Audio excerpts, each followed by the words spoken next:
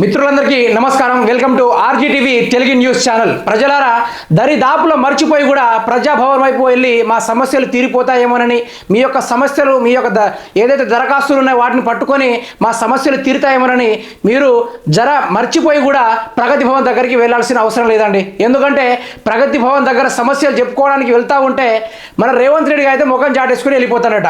ఆ కాన్వాయ్లు కుయ్యి అనుకుంటే సైడ్ నుంచి వెళ్ళిపోతున్నా కానీ అక్కడ నిలబడి ఉన్న ప్రజలను అయితే పట్టించుకోలేని పరిస్థితి. మరి ఈ విధంగా ప్రగతి భవన్ ప్రజా దర్బార్ చేసిన మన నాయకుడు ఇక ప్రజల సమస్యలు పట్టించుకుంటలేడు. ఒక ఆవిడైతే గత 2 రోజుల నుంచి ప్రగతి భవన్ ముందు కూర్చొని అవస్థలు పడుతుందట.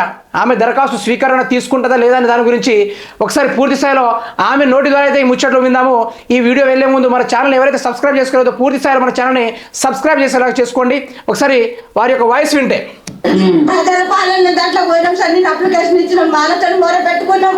ఇక్కడ రేవంత్ రెడ్డి అన్న ప్రభాకర్ అన్నతో మాట్లాడతామని నిన్న పొద్దుగల 8 గంటలకు వచ్చినాం సార్. ఇక్కడికి ఇక్కడ పడుకున్నాం. మేము ఇక్కడ పడుకుంటే సాయంత్రం దాకా వచ్చి ఇక్కడ ఉండొద్దాం, ఎవరు ఇక్కడ ఉంటే బాగుండదు, మా జాబులు పోతాయని ఇక్కడ. రేవంత్ రెడ్డి గారు ఒక ముచ్చట చెప్పాలి మీకండి.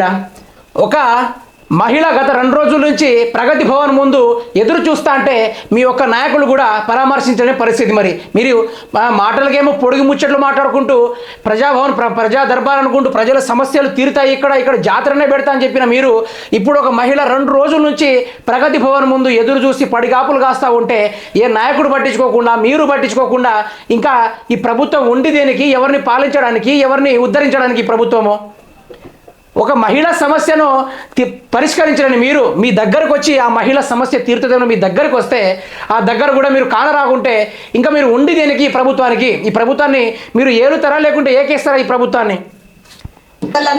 సరే అక్కడ పడుకున్నాం సార్, రోడ్డు మీద పడుకున్నాం రాత్రంతా పడుకుని మళ్ళీ తెల్లారని ఇక్కడికి వచ్చి మరి మా బాధలు మేము చెప్పుకోవాలని అంటే అన్నకు ఆలోట్ లేదని చెప్పి అన్న చిట్టీలు ఇస్తారు, ఆ చిట్టీలు పట్టుకొని పోండి అని చెప్పింది సార్.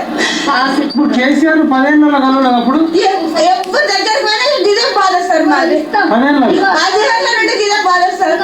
వస్తున్నాయి మీకు ఆలోట్ అయితే, వస్తున్నాయి మీకు ఆలోట్ అయితే అని పోయినప్పుడల్లా అది ఇచ్చుడు పంపించుడు మమ్మల్ని. మాకు చదువు రాదు, ఏం రాదు సార్. చిన్నతనం నుండి కష్టపడ్డాం సార్ మేము. గత ప్రభుత్వం కేసీఆర్ ఉన్నప్పుడు కూడా ఆమె సమస్యలు తీరలేదట. చూడండి ఏ విధంగా ఉందో. ప్రభుత్వాలు అంటే ఏ విధంగా ఉంటాయి, మన నాయకులు అంటే ఏ విధంగా ఉంటారో చూడండి. ఇక్కడ ఒకటే, ప్రభుత్వాలు ఏర్పడేది ఎవరైతే నాయకులు తయారవుతారో, బీఆర్ఎస్ నాయకులు, కాంగ్రెస్ నాయకులు ఎవరైతే అవుతారో వాళ్ళ కోసమే ప్రభుత్వాలు.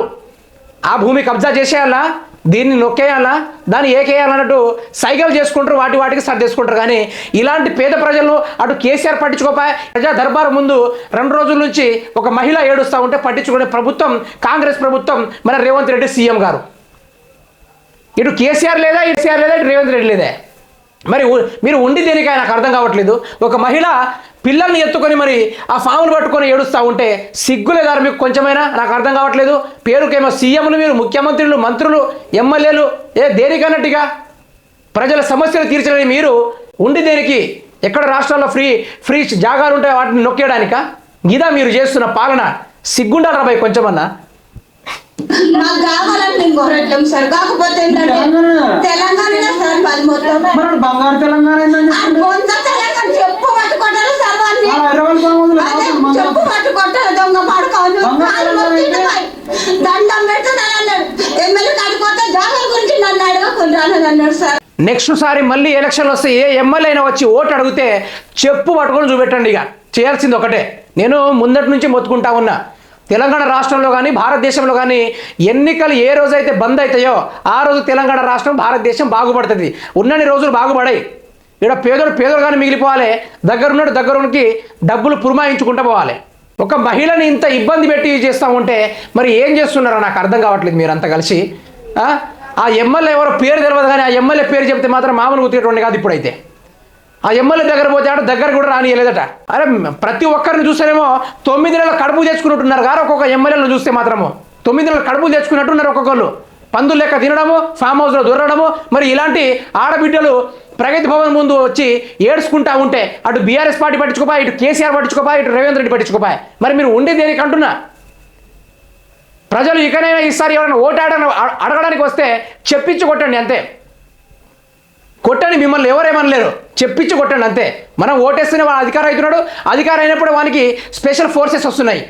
చెప్పు దగ్గర కొట్టండి, కోడితే మొత్తం దవడలు రాలిపోవాలి, ఆ విధంగా కొట్టండి.